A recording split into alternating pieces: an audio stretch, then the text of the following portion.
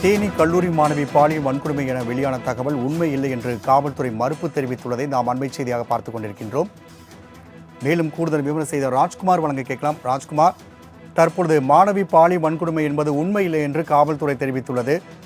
காவல்துறை விளக்கம் என்ன? கூடுதல் விவரங்கள்.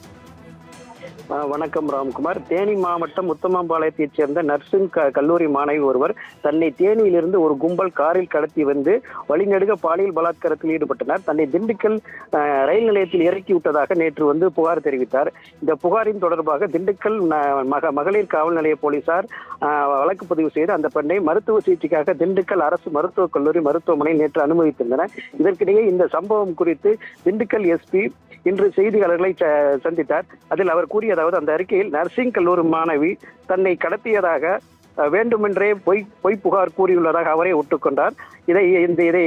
இதனை அந்த மாணவியின் பெற்றோரும் ஒப்புக்கொண்டுள்ளனர். இருப்பினும் மாணவி கொடுத்த புகாரின் அடிப்படையில் அவர் அதாவது பயணம் செய்த பேருந்து, அவர் சொன்ன இடம் ஆகிய இடங்களில் உள்ள சிசிடிவி கேமராக்களை ஆய்வு செய்தோம். இதில் அவர் கூறியதற்கு எந்த முகாந்தரம் இல்லை என தெரிந்து கொண்டோம். பெற்றோரும் அதாவது மாணவியை கண்டித்துள்ளனர். பெற்றோருக்கு பயந்து தான் இந்த பொய் புகாரை மாணவி கூறியதாக திண்டுக்கல் மாவட்ட எஸ்பி தனது செய்தியாளர் சந்திப்பில் கூறியுள்ளார். ராம்குமார். ராஜ்குமார், தகவலுக்கு நன்றி.